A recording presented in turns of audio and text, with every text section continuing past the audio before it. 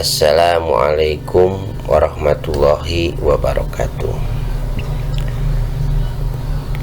Anak-anakku sekalian, selamat bertemu kembali dalam pembelajaran matematika. Alhamdulillah pada semester 2 ini kita bertemu kembali. Mudah-mudahan kalian sehat semua dan dapat mengikuti pembelajaran matematika ini dengan baik. Dan perhatikan dengan seksama. Sebelum kita memulai pembelajaran, marilah kita berdoa bersama-sama. Bismillahirrahmanirrahim. Pada bab yang 4 ini adalah materi yang kita bahas, kesebangunan dan kekongruenan. Pada pertemuan kita yang pertama ini, KD yang disampaikan adalah KD 3.6 dan KD 4.6, yaitu KD 3.6 menjelaskan dan menentukan kesebangunan dan kekongruenan antar bangun datar, dan KD 4.6 menyelesaikan masalah yang berkaitan dengan kesebangunan dan kekongruenan antar bangun datar. Adapun indikator pencapaian kompetensinya adalah yang pertama mengidentifikasi dua benda atau bangun kongruen atau tidak, yang kedua menjelaskan kekongruenan antar bangun datar, dan yang ketiga menentukan kekongruenan antar bangun. Tujuan pembelajaran kita hari ini adalah dengan menggunakan model daring PowerPoint. Nah, kalian setelah mengikuti pembelajaran diharapkan dapat, yang pertama, kalian dapat mengidentifikasi dua benda atau bangun kongruen atau tidak sampai benar, dan yang kedua menjelaskan kekongruenan antara bangun datar sampai benar, dan yang ketiga menentukan kekongruenan antar bangun dengan benar. Marilah kita bahas satu persatu. Yang pertama, mengidentifikasi dua benda atau bangun kongruen atau tidak kongruen. Bagaimana kalian dapat mengidentifikasi dua benda dikatakan kongruen? Nah, untuk mengetahui permasalahan atau memahami jawaban pertanyaan di atas, kita amati gambar-gambar yang disajikan berikut. Kita amati berdasarkan bentuk dan ukurannya. Yang pertama, dua buah gambar, ini mobil PW. Yang kedua, ini gambar yang kedua adalah pick up dan mobil minibus ya. Maaf. Dan yang ketiga adalah dua buah kursi. Kita bahas satu-satu. Pada gambar yang pertama, dua buah mobil PW ini, bahwa bentuknya sama dan ukurannya pun sama, maka ini lihat sama, kalau diimpitkan akan setangkup, maka di sini dikatakan kedua mobil di atas dikatakan kongruen.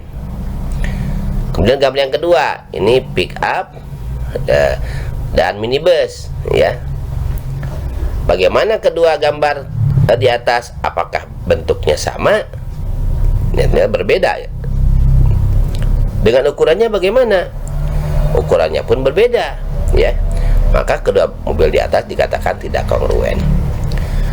Yang ketiga nih, dua buah kursi goyang nih ya. Bagaimana kedua gambar di atas? Apakah bentuknya sama? Pasti jawabannya ya berbeda. Ya sama bentuknya ya. Apakah ukurannya sama?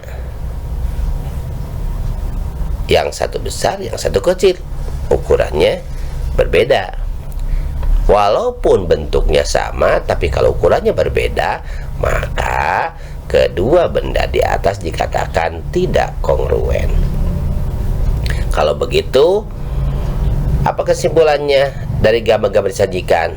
Maka dapat disimpulkan dua benda dikatakan kongruen jika yang pertama tadi, iya ya, bentuknya sama, dan yang kedua adalah ukurannya pun juga harus sama. Yang kedua, bagaimana menjelaskan kekongruenan antar bangun datar? Nah, untuk mengetahui kekongruenan antar bangun datar, perhatikan gambar berikut. Bapak sajikan, ini trapesium ABCD ya, dan trapesium PQRS. Pertanyaannya, apakah kedua bangun tersebut kongruen?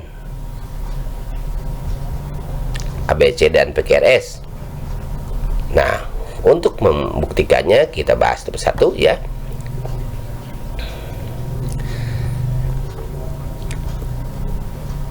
Yang pertama, putarlah atau rotasikan trapesium PQRS. Ya, kita putar. Ya, ini jadi PQRS. Kemudian geserlah atau translasikan ABCD menuju PQRS. Kita geser. Ya, ternyata setangkup. Apakah trapesium ABCD tepat menempati trapesium PQRS? Apa jawabannya? Iya, ya. Nah, sekarang trapesium ABCD tepat menempati trapesium PQRS. Maka trapesium ABCD dikatakan kongruen dengan trapesium PQRS. Disimbolkan ABCD kongruen. Ini kongruen itu ya, lambang kongruen ini dengan PQRS. Selanjutnya, apakah untuk menentukan ukuran dua bangun yang sama itu harus digeser? Perhatikan kembali gambar kedua bangun trapesium berikut, ya. Menurut kalian nih, manakah sisi-sisi dan sudut-sudut yang bersesuaian? Nah, kalau digeser, ternyata ini menempati ya. Nah, sisi yang bersesuaian, ini AB bersesuaian dengan PQ.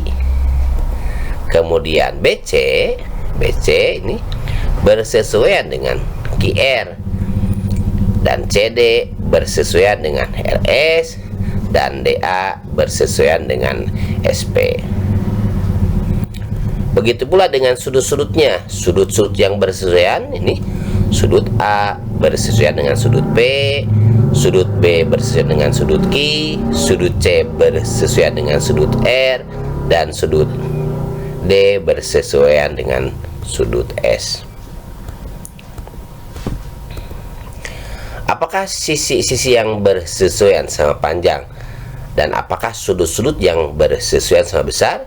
Nah, berdasarkan percobaan kuda bangun tersebut di atas, bangun ABCD tepat menutupi bangun PQRS, atau dikatakan tempat menutupi itu adalah setangkup ya. Maka diperoleh, kita lihat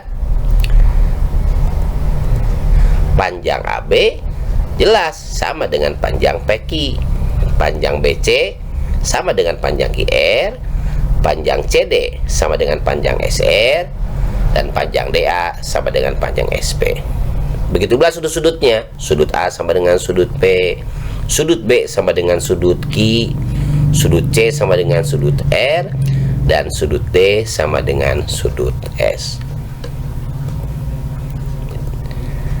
Berdasarkan kegiatan tersebut, maka dua bangun datar dikatakan kongruen jika memenuhi dua syarat, yaitu yang pertama, sisi-sisi yang bersesuaian sama panjang, dan yang kedua adalah sudut-sudut yang bersesuaian sama besar. Kalau sepakat, kita bungkus ya. Contoh, segi 4 ABCD dan WXYZ pada gambar di bawah kongruen. Sudah ikutin ini kongruen nih. Pertanyaan, sebutkan sisi-sisi dan sudut yang bersesuaian. Ini gambarnya ya. Karena ABCD dan WXYZ sudah kongruen, kita tinggal menentukan mana sisi dan sudut yang bersesuaian. ABCD kongruen dengan WXYZ, maka yang pertama, karena sudah kongruen, sisi-sisi yang bersesuaian ini sama panjang mana? Sisi AB ini dengan sisi WX. Kemudian yang kedua, ini sisi BC ini dengan sini ya, sisi XY. Kemudian yang ketiga, sisi CD dengan sisi ini ya, si YZ. Dan yang keempat, sisi DA ini dengan ini ya, dengan sisi ZW. Yang kedua, bagaimana dengan sudut-sudutnya? Nah, sudut-sudut yang bersesuaian adalah nih, sudut A ini sama dengan sudut ini, sudut W tadi. Kemudian sudut B ini dengan sudut X, sudut C sama dengan sudut Y, dan sudut D sama dengan sudut Z. Ya. Contoh yang kedua, manakah persegi di atas yang kongruen? Jelaskan. Nah, alternatif penyelesaiannya bahwa dua bangun dikatakan kongruen jika memenuhi dua syarat. Kita cek satu-satu. Sekarang, syarat yang pertama, sudut-sudut yang bersesuaian sama besar. Kita lihat persegi A, B, dan C ini keempat sudutnya siku-siku, sehingga pasti besarnya sama. Artinya sudut-sudut yang bersesuaian pada ketiga persegi ini adalah sama besar 90 derajat ya. Maka syarat satu terpenuhi. Apakah A, B, C, bangun A, B, C ini ketiga ini kongruen? Belum tentu. Kita harus mengecek syarat yang kedua. Apa? Sisi-sisi yang bersesuaian sama panjang. Kita gambar lagi, lihat. Nah, kita lihat persegi A dan persegi B ternyata panjangnya berbeda. Panjang sisinya ini 8, ini 9. Kemudian persegi A dan C panjang sisinya sama. Persegi B dan C panjang sisinya juga berbeda ya. Maka yang sama mana? Sisi yang bersesuaian sisinya sama panjang adalah A dan C. Sehingga berdasarkan uraian di atas ya, maka dua persegi yang memenuhi kedua syarat dua bangun yang kongruen adalah persegi A dan persegi C. Kita lanjutkan. Yang ketiga, terakhir, menentukan kekongruenan antar bangun datar. Perhatikan gambar trapesium ABCD dan PQRS yang kongruen di bawah ini. ABCD dan PQRS kongruen.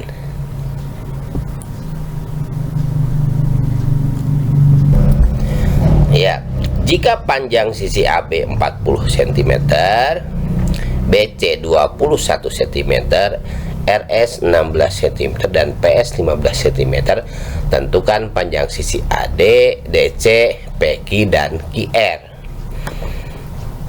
Pertanyaan yang kedua, jika besar sudut A 60 derajat, sudut B 40 derajat, berapakah besar sudut R dan sudut S? Untuk menjawab pertanyaan A dan B, mari kita bahas bersama-sama. Alternatif penyelesaian. Diketahui bahwa bangun ABCD kongruen dengan bangun PQRS. Ini berarti kedua syaratnya terpenuhi, yaitu sisi yang bersesuaian sama panjang, yang kedua sudut-sudut yang bersesuaian sama besar. Nah, untuk menjawabnya, langkah pertama tentukan untuk menentukan panjang sisi AD, DC, PQ, dan QR, tentukan dulu sisi-sisi yang bersesuaian. Kita lihat ya gambarnya, kita tampilkan kembali.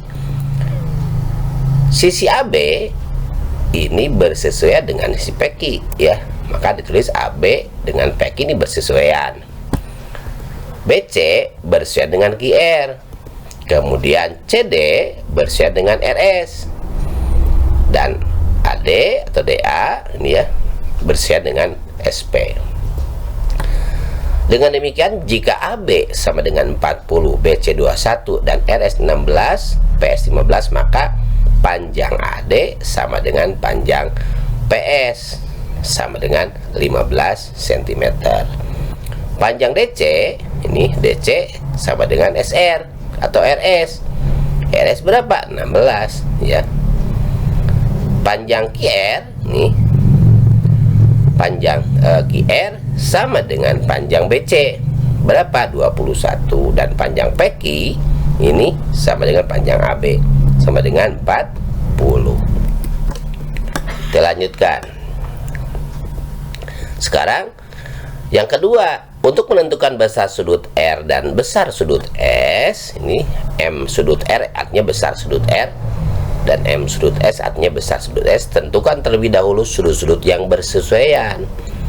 Lihat gambarnya lagi. Nah, sudut A bersesuaian dengan sudut P. Ya, ini. Sudut B bersesuaian dengan sudut Q. Ya. Sudut C ini bersesuaian dengan sudut R, dan biasanya sudut D bersesuaian dengan sudut S. Maka maka sudut B 40 derajat, sudut A 60 derajat. Sudut C dengan sudut B sepihak. Ini C dan B ini dalam sepihak. Artinya jika dijumlahkan besarnya 180 derajat. Sehingga sudut C sama dengan 180 derajat dikurangi sudut B, sama dengan 180 derajat dikurangi 40 derajat. Sudut B nya 40 derajat, hasilnya adalah 140 derajat. Besar sudut C adalah 140 derajat. Sudut D dengan sudut A juga sepihak. Ini dalam sepihak. Apa artinya? Sudut D ditambah sudut A sama dengan 180 derajat. Sehingga sudut D sama dengan 180 derajat dikurangi sudut A, sama dengan 180 derajat dikurangi sudut A nya 60 derajat. Sehingga hasilnya adalah 120 derajat.